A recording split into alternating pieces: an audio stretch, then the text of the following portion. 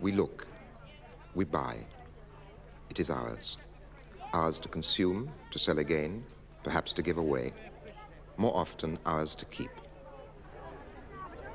£6 for the egg. You can have that for £2. Look at these cute little tongs. Oh. Tea caddy. Because they had many types of Chinese that put them in rows. We look, we buy, and we collect valuable objects. But the most valuable object of all has become the oil painting. Very, very small one. The last one, that's a larger one there.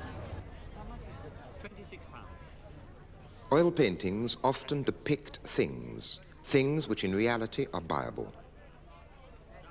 To paint a thing and put it on a canvas is not unlike buying it and putting it in your house. £26. I bought it this morning. The objects within the painting often appear as tangible as those outside it. Yeah, £25. You want to know what I paid for it?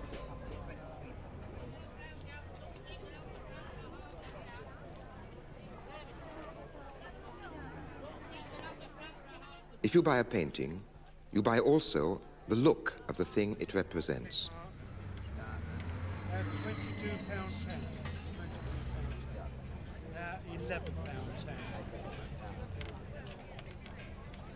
And this one? There's £17.10. Isn't this silver? No, dear, silver plate. But mother poor hand. Paintings often show treasures. But paintings have become treasures themselves.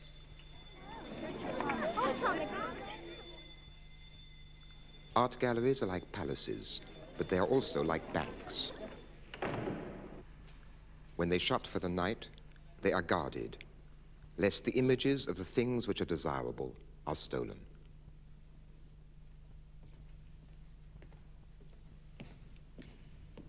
The value of paintings has become mysterious. Where, we ask ourselves, does this value come from?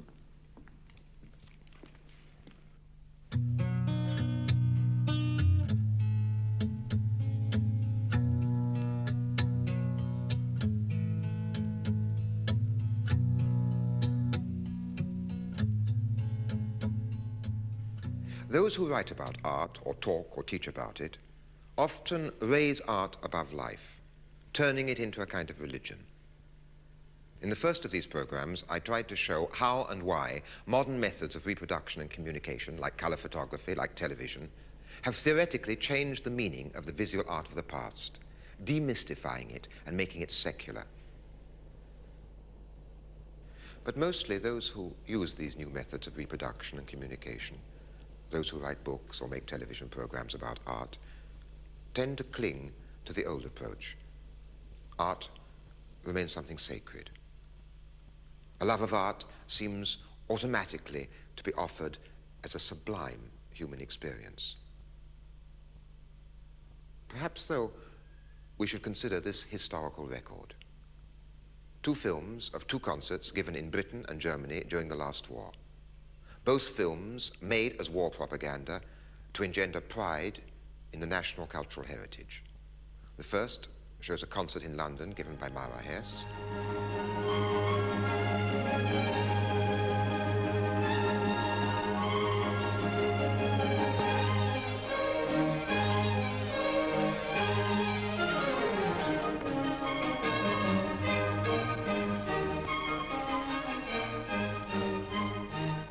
The second shows a concert in Berlin by Furtwängler.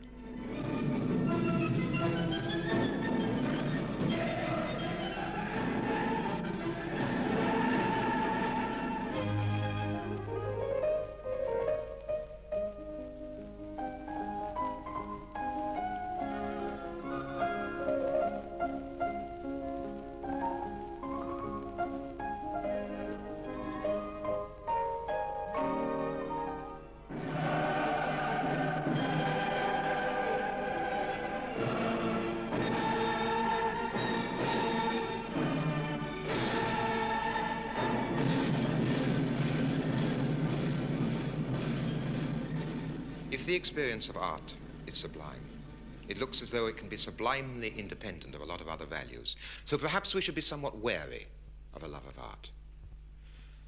You cannot explain anything in history, not even in art history, by a love of art. Let us look at a painting whose subject is an art lover.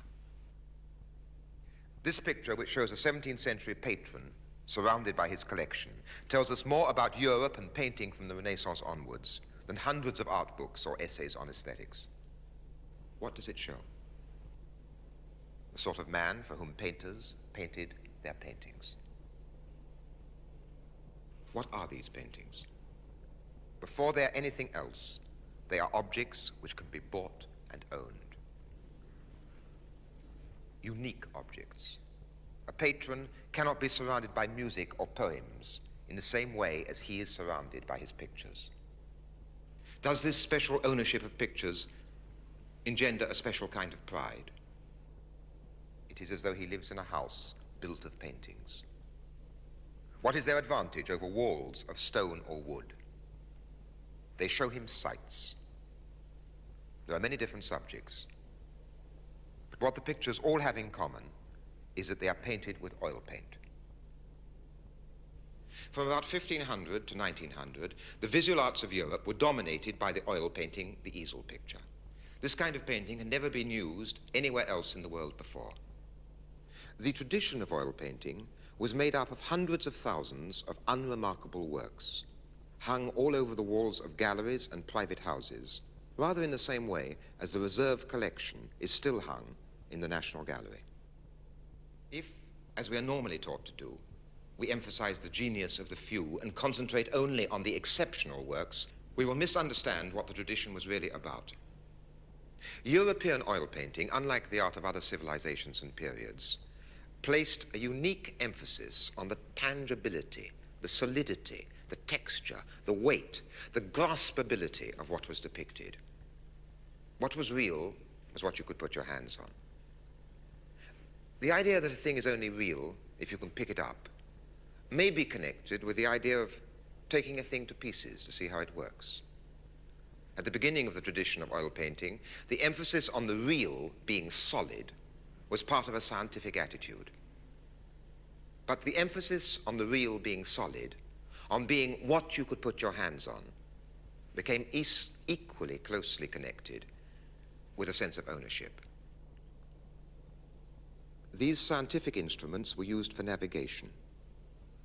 They were painted at the time when the world trade routes to Europe were being opened up by the heroic voyages which we learnt about in school, bringing European civilization to the rest of the world.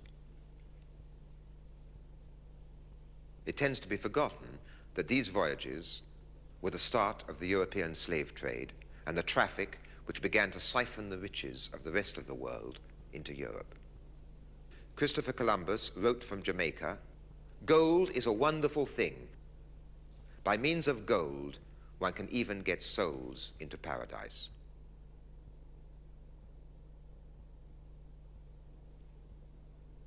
In 1519, Magellan set out to sail round the world. He and an astronomer friend with whom he had planned the voyage were to keep 20% of the profits made and the right to run the government of any land they discovered and conquered. This globe charts Magellan's voyage round the world. Beside it is a book of arithmetic, a hymn book, and a lute. To conquer a land, it was always necessary to convert it to Christianity. The picture was painted in 1533 by Holbein. It shows two French diplomats in London. The picture is about science, about navigation, about diplomacy, about power. But in the way that it has been painted, in the way that it has been seen, what is it most about?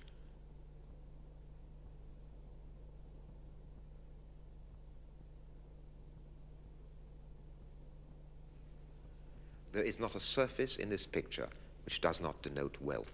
There is not a surface which has not been elaborately and skillfully worked. Except for their faces and hands, every square inch of the canvas has been gone over numerous times by weavers embroiderers, carpet makers, mosaic makers, leather workers, furriers, jewelers, and last of all, by Holbein the painter. They are two men convinced that the world is there to furnish their residence in it. The seafaring instruments have been placed on an eastern carpet. Without the first, the second would not be there. Implicit in the rise of European Christian culture was the destruction of other cultures. But the Europeans saw it differently. They believed that their civilization was in all respects more advanced than any other. The African kneels to hold up an oil painting to his master. The painting he is holding depicts the castle above one of the principal centers of the West African slave trade. Many works of art in other cultures and periods have celebrated wealth and power. Gods, princes, and dynasties were worshipped. But these works were static, ritualistic, hierarchic, symbolic. They celebrated a social or divine order.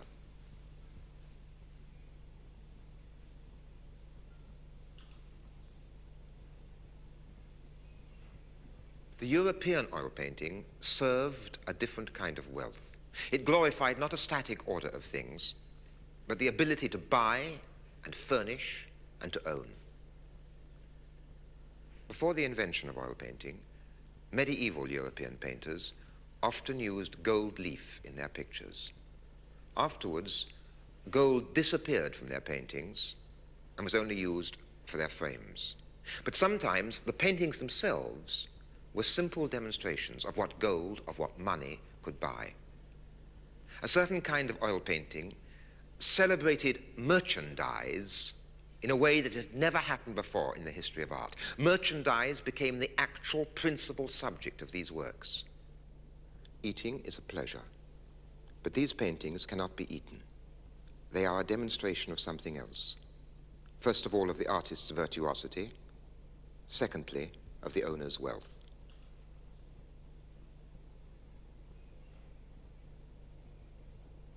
Livestock.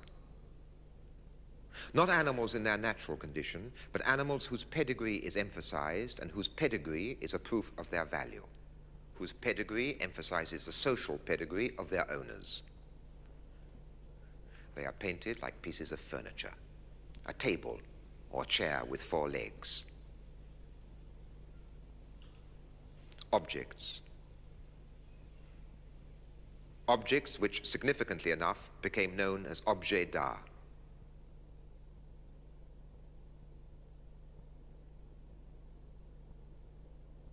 Houses.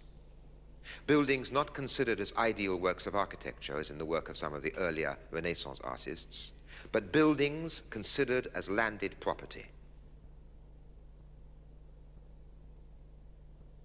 Portraits were equally important. Portraits of the owners of the paintings and the owners of much else besides.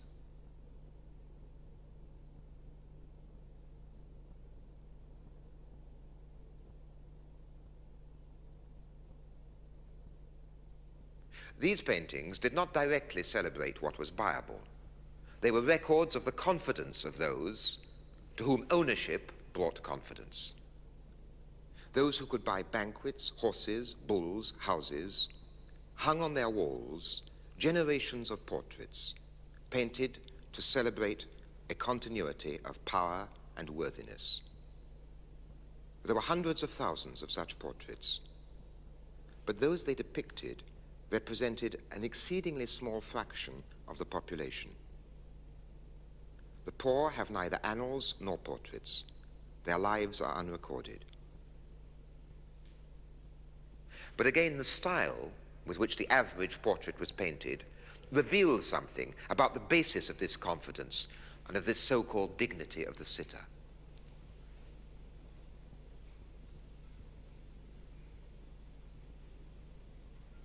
They were painted as though they were a strange mixture of livestock, furniture, and tailor's dummies. Every portrait is a record which says, I once existed and looked like this. These portraits say, in addition, I was an object of respect and envy. I had only to raise my hand to receive attention. Everybody's clothes indicate social status. But the clothes and feathers and jewelry of these women make exaggerated claims. It is their clothes, not their faces, which dazzle. The faces of women in many European paintings are like the faces of swimmers in seas of silk and satin. Oil painting could paint these materials as they had never before been painted. There were also paintings whose subjects were taken from classical literature, subjects which today seem quite remote, unsubstantial, dreamlike. But this wasn't so when the pictures were bought. Classical mythology was part of the specialized knowledge of the privileged minority. And these paintings helped them to visualize themselves whilst displaying the classic virtues, making the classic gestures. The paintings were the settings for charades in which they themselves would play. The props were given, the spirit of the performance was left to the owner's imagination. The figures were like garments held out for the spectator owners to put their arms into and wear. Here, the daughters of the family dress up as graces decorating Hymen. But the dressing up didn't have to be as literal as that. The spectator wore the clothes and played his part just in imagination.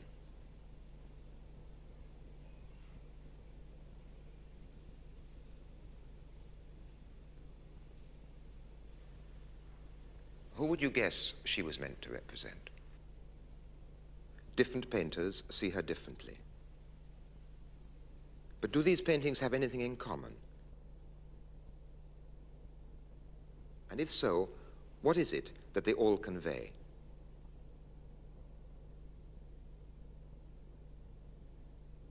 These pictures are all from the National Gallery and are all of Mary Magdalene. The point of the original story is that a prostitute so loves Christ that she repents of her past and comes to accept the mortality of flesh and the immortality of the soul. In each case, the way the picture is painted contradicts the essence of the story. The method of painting, the way of seeing, can only envisage her as being, before everything else, takeable. The hypocrisy is sexual. The title suggests sacred love. The painting, with title as alibi, speaks of profane love. Alternatively, she is simply a well-dressed, eligible young woman. The tangibility of her wardrobe, the elegance of her presence is all. It's a portrait that might have been painted of her for her future husband on the occasion of their betrothal. What I'm saying applies least of all to landscape painting, or to the great late masters of landscape painting like Constable or Turner or Monet.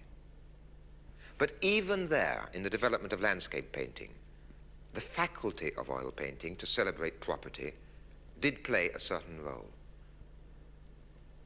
This is what Sir Kenneth Clarke says about Gainsborough. At the very beginning of his career, his pleasure in what he saw inspired him to put into his pictures backgrounds as sensitively observed as the cornfield in which are seated Mr. and Mrs. Andrews. This enchanting work is painted with such love and mastery that we should have expected Gainsborough to go further in the same direction. But he gave up direct painting and evolved the melodious style of picture-making by which he is best known. Now look at it another way, the way I would use it for my argument.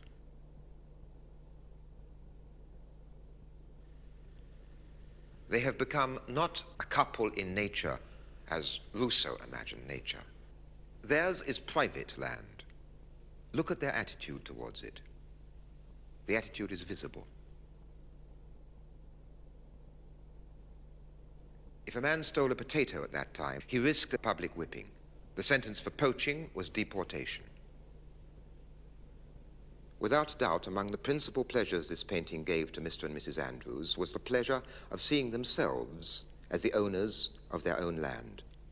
And this pleasure was enhanced by the ability of oil paint to render this land in all its substantiality.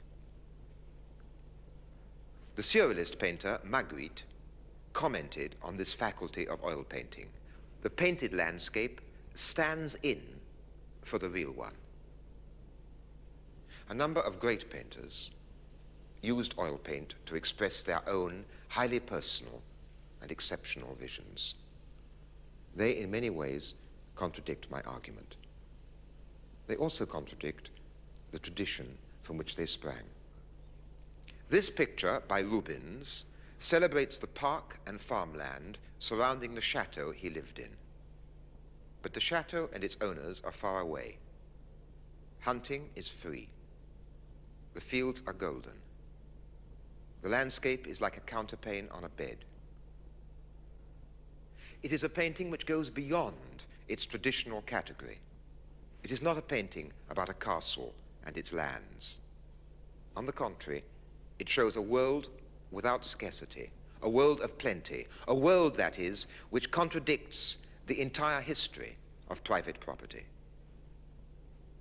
There's a painting of a woman by Vermeer, which at first sight confirms everything I have said. It would seem to be the ideal illustration of my argument.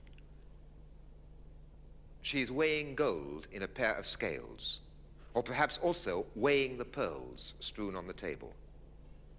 Her interest is commercial. In the way the scene is painted, the substantiality and tangibility of everything is emphasized. Everything suggests the solidity of a Dutch middle-class home, even the painting of the Last Judgment on the wall behind her. A painting on the wall is a mark of prosperity. But go on looking.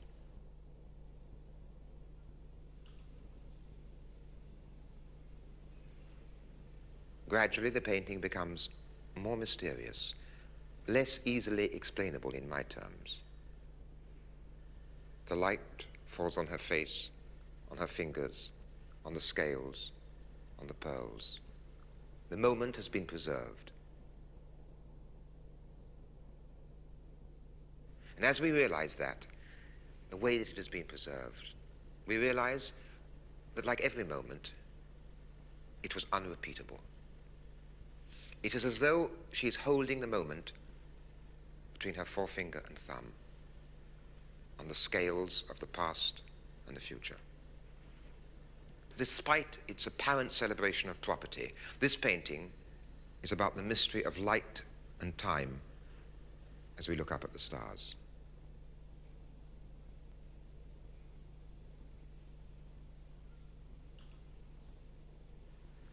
Not for one moment would I deny or belittle the significance and achievement of paintings like these.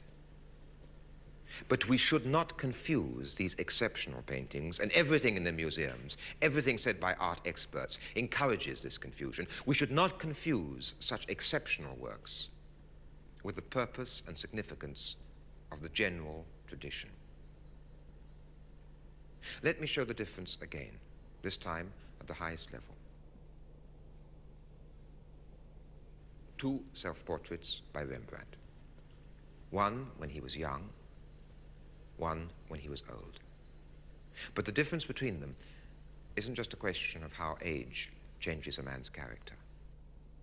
In the first painting, Rembrandt used the style and methods of the tradition for their traditional purposes, as an advertisement for the owner's good fortune, prestige, and wealth. In the later painting, he has turned the tradition against itself. All has gone, except a sense of the question of existence as a question.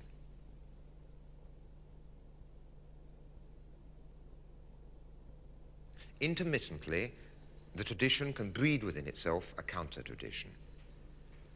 But the basic values of the tradition win in the end. This painting now has a fabulous price on its head, perhaps £3 million. It has itself become a fabulous object of property. Of course, a lot more can be said about European oil painting than I have said.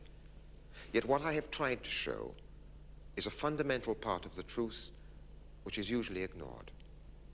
We study other cultures far away as anthropology. That's to say, we study them from the outside, judge them purely according to their own explanations of themselves.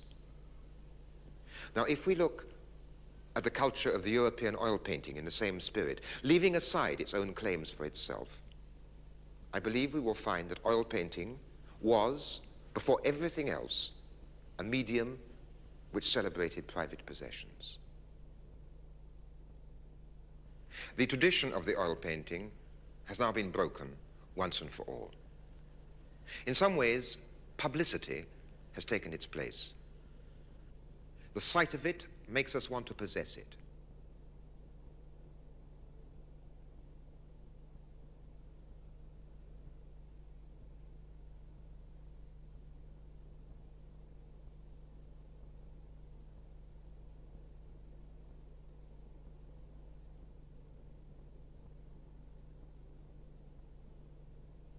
And publicity is the subject of our program next week.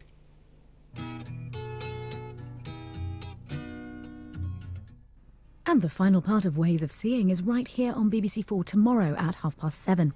Next tonight, stay with us as we prowl through wild China.